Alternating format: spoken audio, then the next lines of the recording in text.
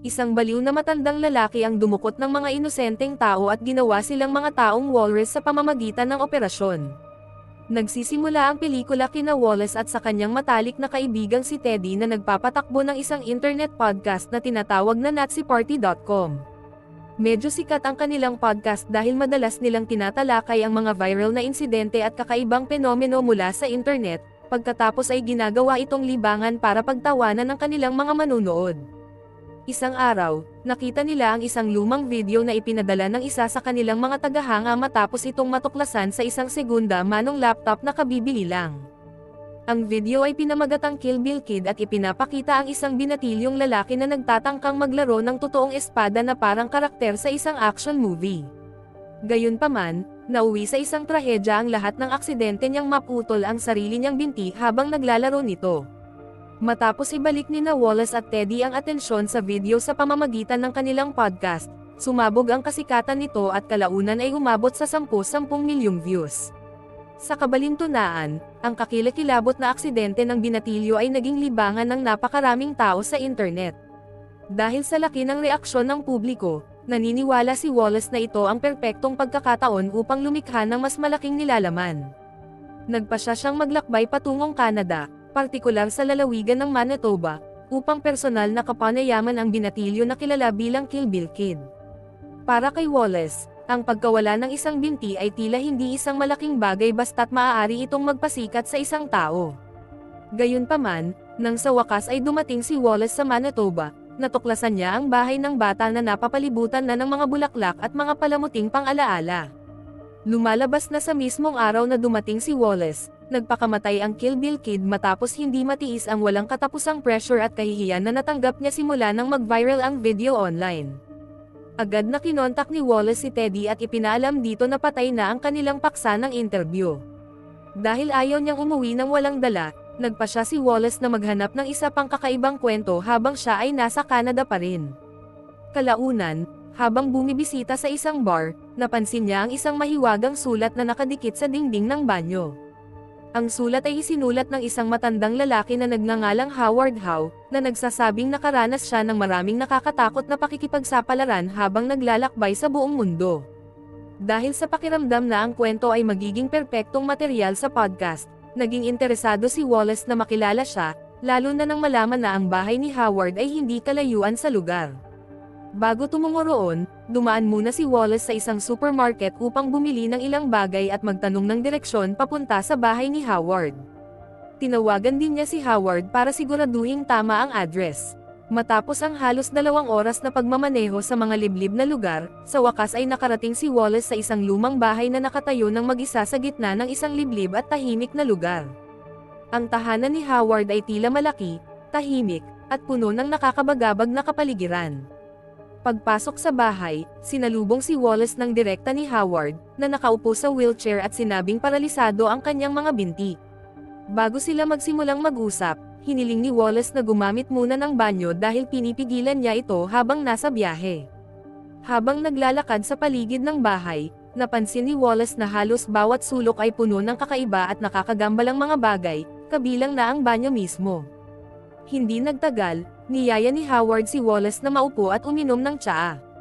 Sa una ay parang normal lang ang kanilang pag-uusap hanggang sa mapansin ni Wallace ang isang kakaibang bagay na nakalagay sa itaas ng furry place. Mahinahong ipinaliwanag ni Howard na ang bagay na iyon ay bahagi ng katawan ng isang walrus na itinatago niya bilang souvenir. Mula sa sandaling iyon, sinimulang ikwento ni Howard kay Wallace ang pinaka-nakakakilabot na karanasan sa kanyang buhay. Ipinaliwanag ni Howard na minsan siyang nagtrabaho bilang kusinero sa isang barkong nangangason ng malalaking puting peteng. Gayunpaman, isang araw, ang barko ay bumangga sa isang napakalaking iceberg at kalaunan ay lumubog sa gitna ng karagatan. Sa buong tripulante, si Howard lang ang nakaligtas. Halos mamatay sa lamig, inanod siya sa madilim na karagatan ng walang direksyon hanggang sa tuluyan siyang mapadpad sa pampang sa isang maliit at liblib na isla. Habang malapit ng magyelo ang kanyang katawan, biglang nakita ni Howard ang isang higanteng walrus na papalapit sa kanya. Kakatwa, sa halip na umatake, tinulungan ng hayop si Howard na mabuhay sa pamamagitan ng pagpapanatili sa kanya na kalaunan ay pinangalanan ni Howard ang walrus na si Mr. Tusk. At mula sa sandaling iyon, Ang dalawa ay nanirahan ng magkasama ng ilang buwan nang walang dumating na pagsadyep. Gayunpaman, habang nagiging kakaiba ang kwento ni Howard, biglang nawawalan ng pokus si Wallace habang lumalabo ang kanyang paningin at unti-unting nanghihina ang kanyang katawan. Hindi na mamalayan, palihim na hinaluan ni Howard ng pampakalma ang tsaang iniinom ni Wallace sa buong oras. Ang eksena ay nagbalik-tanaw sa ilang araw bago umalis si Wallace patungong Canada. Noong panahong iyon, kasama niya ang kanyang kasintahang si Ali. Hindi kailanman sinang-ayunan ni Ali ang paglalakbay ni Wallace para makilala ang Kill Bill Kid dahil naniniwala siyang sapat na ang kahihiyan ng kanilang podcast sa binatilyo nang hindi pa ito ginagawang mas kontento. Sinubukan ni Wallace na ipagtanggol ang sarili sa pagsasabing ang Kill Bill Kid ang unang nakipag-ugnayan sa kanila at pumayag sa interview. Gayunpaman, nararamdaman pa rin ni Ali na si Wallace ay naging mas malupit at mas nahuhumaling sa katanyagan kaysa dati. Gusto pa nga siyang samahan ni Ali sa Canada dahil hindi siya mapakali na hayaan siyang umalis ng mag-isa, ngunit tumanggi si Wallace dahil gusto niyang manatiling propesyonal ang kanyang work trip. Matapos ang mahabang pagtatalo, sa wakas ay pinayagan na ni Ali si Wallace na umalis ng mag-isa. Kalaunan ay nagising si Wallace na mahina ang katawan habang nakaupo sa wheelchair, ang magkabilang binti ay natatakpan ng makapal na kumot. Agad na ipinaliwanag ni Howard na nawalan ng malay si Wallace matapos makagat ng isang makamandag na gagamba na natagpuan malapit sa kanyang binti. Inaangkin ni Howard na tinawagan na niya ang isang doktor na nagngangalang Dr. Masir upang iligtas si Wallace bago pa kumalat ang lason sa kanyang puso. Gayunpaman, dahil umano'y masyadong malala ang kondisyon, walang nagawa ang doktor kundi putulin ang isa sa mga binti ni Wallace. Kahit na halos wala pa ring malay si Wallace dahil sa pampakalma, agad niyang naramdaman na may mali. Ang paliwanag ni Howard ay tila lalong kakaiba at mahirap paniwalaan, lalo na tuwing hihilingin ni Wallace na makipagkita ng direkta sa doktor. Palaging nakakahanap ng ibang dahilan si Howard, sinasabing abala si Dr. Masir at hindi maaaring maistorbo. Lalong naghinala si Wallace matapos sabihin sa kanya ni Howard na sira ang kanyang telepono at misteryosong nawala ang lahat ng kagamitan sa komunikasyon sa loob ng bahay. Sa sandaling iyon, napagtanto ni Wallace na ang lahat ng sinasabi ni Howard ay malamang na isang kasinungalingan na ginawa para tuluyan siyang ihiwalay. Patuloy na kinumbinsi ni Howard si Wallace na ang lahat nang ito ay para sa kanyang sariling kaligtasan, ngunit ang kanyang pag-uugali ay lalong nagiging nakakabahala. Ang lalong nagpapatindi sa sitwasyon ay nang mapagtanto ni Wallace na ang kanyang katawan ay mahigpit na nakatali sa wheelchair, na nagpapahirap sa kanya na malayang makagalaw. Samantala, mahinahong tumatawa si Howard habang pinapanood si Wallace na unti-unting natatarante sa takot. Nang gabing iyon, niyaya ni Howard si Wallace na maghapunan habang casual na nag-uusap na parang walang kakaibang nangyayari. Gayunpaman, dahil naaapektuhan pa rin ng mga gamot ang kanyang katawan, halos hindi makagalaw si Wallace. Nang muling magtanong si Wallace tungkol sa makamandag na gagamba, ang mga sagot ni Howard ay lalong naging hindi malinaw at parang mga kalokohan ng isang taong tuluyang nawalan ng malay. Minsan ay nagsasalita siya ng kalokohan at kung minsan naman ay bigla na lamang siyang kumakanta ng walang dahilan.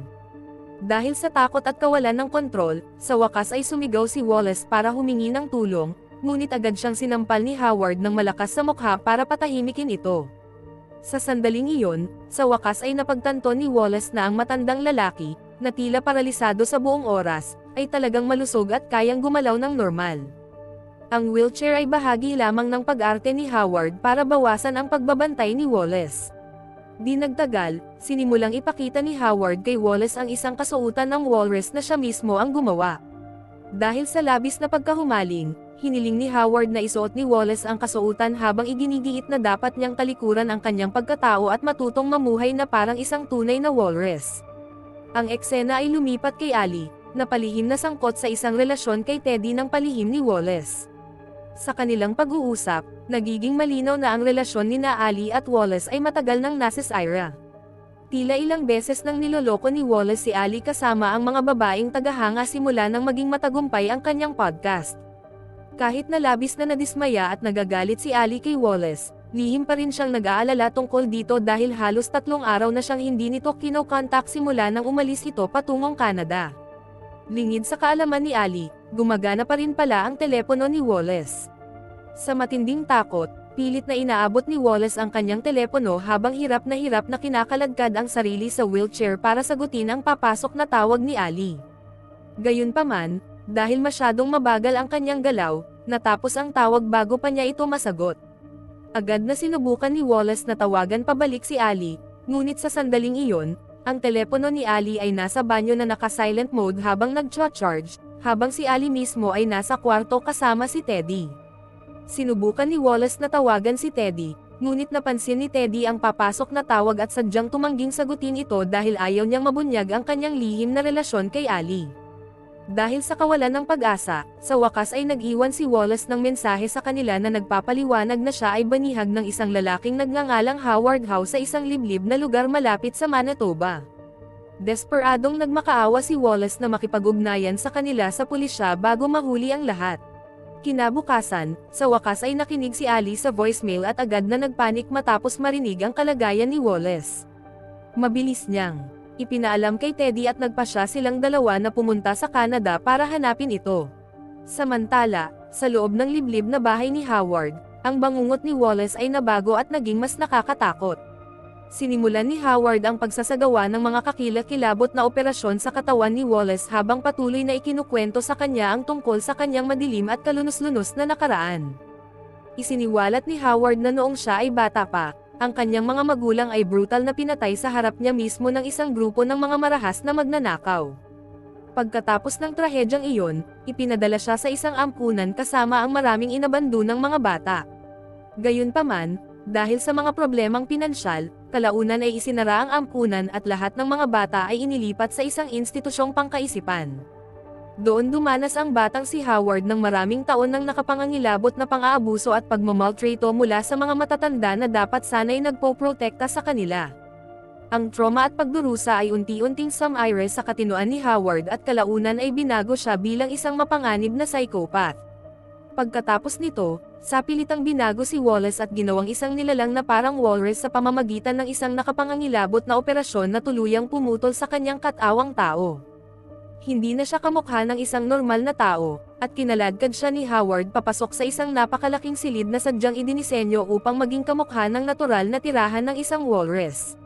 Samantala, sa wakas ay dumating sina Ali at Teddy sa Canada upang hanapin si Wallace. Nagsimula silang maglibot sa iba't ibang lugar sa Winnipeg habang ipinapakita ang larawan ni Wallace sa sinumang mahahanap nila, umaasang may nakakita sa kanya. Sa kasamaang palad, nabigo silang makahanap kahit isang palatandaan. Dahil naubusan na sila ng mga pagpipilian, sa huli ay pumunta sila sa istasyon ng pulisya at pinatugtog ang huling mensaheng ipinadala ni Wallace bago nawala. Matapos makinig sa mensahe, sinubukan ng pulisya na hanapin ang pagkakakilanlan ng isang lalaking nagngangalang Howard Howe sa loob ng Manitoba. Gayunpaman, nakapagtataka na walang ganoong tao sa anumang opisyal na talaan. Sa kalagitnaan ng imbestigasyon, biglang naalala ng isa sa mga opisyal ang isang lalaki mula sa Quebec na dating pumunta sa istasyon at sinabing nangangaso siya ng isang misteryosong serial killer sa buong Canada. Mabuti na lang at naiwan ng lalaki ang kanyang contact number, at agad itong ibinigay ng mga pulis kina Ali at Teddy para makontak nila siya. Samantala, sa loob ng nakahiwalay na bahay ni Howard, si Wallace ay tinatrato na ngayon na parang isang tunay na walrus. Tinatawag pa nga siya ni Howard na Mr. Tusk, sa paniniwalang hindi pa rin lubusang tinatalikuran ni Wallace ang kanyang pagkatao. Pinilit ni Howard na matutunan niyang mamuhay na parang hayop. Isa sa mga aral na iyon ay ang paghila kay Wallace sa isang napakalaking pool at pagpuwersa sa kanya na lumangoy. Gayunpaman, nang nasa loob na siya ng tubig, lumubog si Wallace sa ilalim dahil sa kanyang nakakatakot na pagbabago ng katawan. Doon, natuklasan niya ang isang bagay na mas nakakatakot na naghihintay sa ilalim ng tubig. Ilang nabubulok at mala-walrus na katawan ang nakalubog sa ilalim ng pool. Matapos tumingin ng mas malapitan, napagtanto ni Wallace na ang mga nilalang na iyon ay dating mga tao na binago rin ni Howard sa pamamagitan ng operasyon. Sa sandaling iyon, sa wakas ay naunawaan ni Wallace na malayo pa pala siya sa unang biktima ni Howard. Di nagtagal, sa wakas ay nakilala ni Ali at Teddy ang misteryosong lalaki mula sa Quebec na nagngangalang Guy. Sa loob ng halos 10 taon, sinusubukan ni Guy na tugisin si Howard, na pinaghihinalaang pumatay ng 12 ng mga tao sa buong Canada. Ayon kay Guy, Bawat biktima na may kaugnayan kay Howard ay natagpuan sa isang lubhang nakakabahalang kondisyon na may parehong pattern ng pagputol. Ang kanilang mga binti ay pinutol, ang kanilang mga braso ay tinahi ng mahigpit sa kanilang mga katawan, ang kanilang mga bibig ay binutasan, at ang kanilang mga dila at ngipin ay nawala. Sa una, nahihirapan si Teddy na paniwalaan ang kwento ni Guy dahil ang lalaki ay kumikilos ng kakaiba at palaging umiinom ng alak habang nagsasalita. Gayunpaman, dahan daw ang ipinaliwanag ni Guy na personal niyang nakita si Howard mga 2 taon na ang nakalilipas. Noong panahong iyon, iniimbestigahan ni Guy ang pagkawala ng isang manlalaro ng hockey na nagngangalang Gregory. Tulad ni Wallace, naging interesado rin si Gregory sa isang kakaibang sulat na nakapaskil sa loob ng banyo ng isang bar na nag-aalok ng libreng tuluyan sa isang liblib na lugar. Ang pahiwatig na iyon ang kalaunan ay naghatid kay Guy diretso sa bahay ni Howard. Nang una silang magkita, nagpakilala si Howard sa pekeng pangalang Bartholomew Masir at sinabing hindi pa niya nakikita si Gregory noon.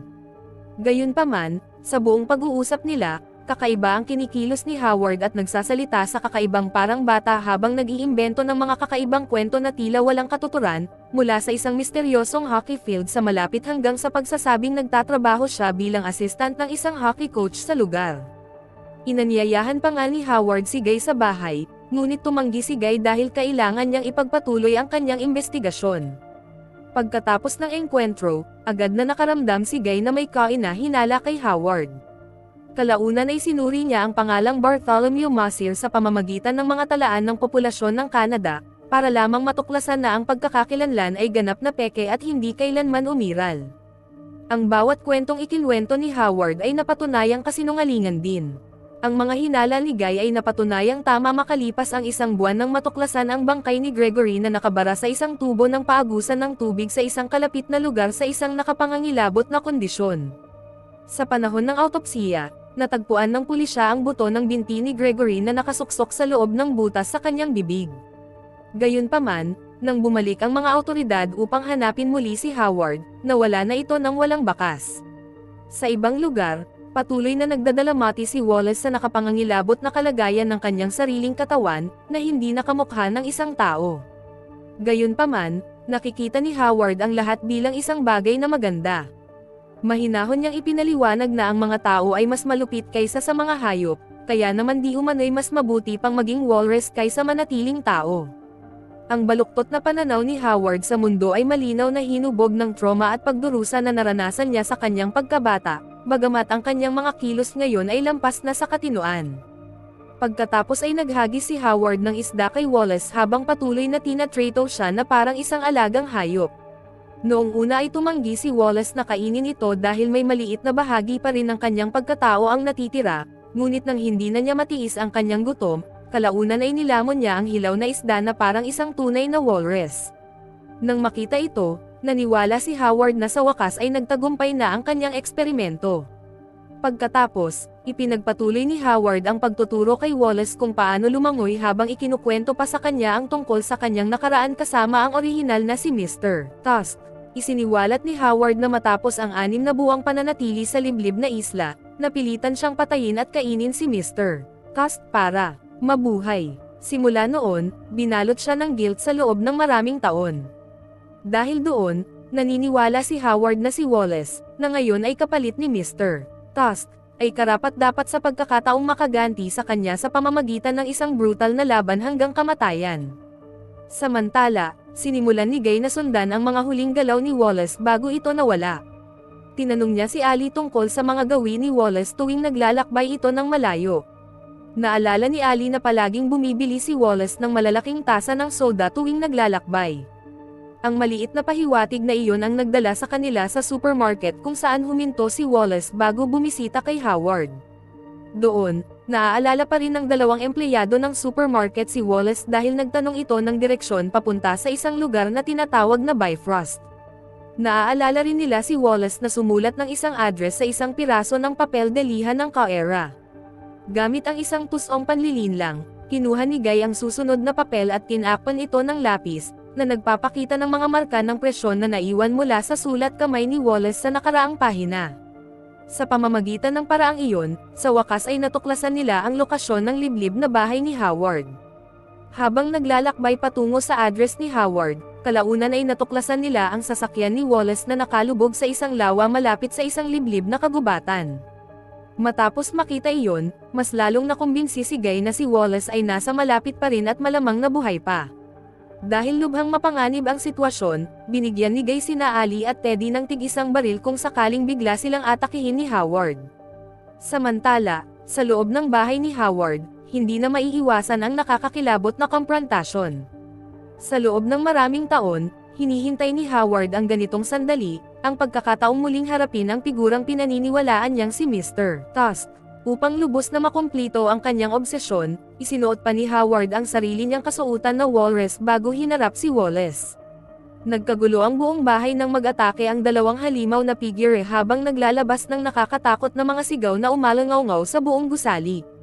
Ang mga sigaw na iyon ay kalaunan ay narinig ni na Ali, Teddy, at Guy pagkarating nila sa lugar. Sa panahon ng laban, paulit-ulit na sinabi ni Howard kay Wallace na dapat niya itong patayin kung gusto niyang mabuhay, kahit na ang paggawa nito ay nangangahulugan ng ganap na pagiging isang walrus magpakailanman. Naniniwala si Howard na sa pamamagitan lamang ng kamatayan mababayaran ang kanyang pagkakasala sa orihinal na si Mr. Tusk. Habang unti-unting nauunawaan ni Wallace ang likas na hilig sa kaligtasan, hinubad ni Howard ang kanyang kasuotan at sinimulang labanan ito ng seryoso. Dahil halos nawala na ang lahat ng bakas ng kanyang pagkatao, mabangis na inatake ni Wallace si Howard gamit ang mga pangil na nakakabit sa kanyang pira-pirasong katawan. Paulit-ulit niyang sinaksak si Howard sa mga binti at dibdib, nang walang awang hanggang sa tuluyang bumagsak ang matanda sa isang lawa ng dugo. Sa mga huling sandali ng kanyang buhay, kakaibang mukhang nakahinga ng maluwag si Howard, sa paniniwalang nakaganti na sa wakas si Mr. Tusk sa nangyari noon. Ilang sandali pa, namatay si Howard nang pumasok sina Ali at Teddy sa silid. Gayunpaman, mabilis na naging mas malungkot ang sandali nang makita ni Ali ang nakakatakot na anyo ni Wallace, na hindi nakamukha ng isang normal na tao. Parang naglaho ang bawat piraso ng kanyang pagkatao matapos ang lahat ng pagpapahirap na pinilit ni Howard na tiisin. Walang nagawa si Ali kundi ang mapaluha habang pinapanood ang lalaking minsan niyang minahal na nagiging isang nakakatakot na nilalang. Nang makitang tuluyang nawala ng kontrol si Wallace, sandaling naisip ni Guy na wakasan ang pagdurusa ni Wallace gamit ang shotgun na dala niya. Gayunpaman, agad siyang pinigilan ni Ali dahil naniniwala pa rin siyang buhay pa si Wallace sa loob ng sirang katawan na iyon. Pagkalipas ng isang taon, bumalik sina Ali at Teddy sa Manitoba upang bisitahin ang isang lumang abandonadong zoo. Lumalabas na pagkatapos ng lahat ng nangyari, pinayagang manatiling buhay si Wallace at ngayon ay pinananatili roon na parang isang tunay na walrus. Nang tawagin ni Ali ang pangalan niya, walang ipinakitang reaksyon si Wallace at patuloy na nagtatago sa loob ng kanyang kulungan.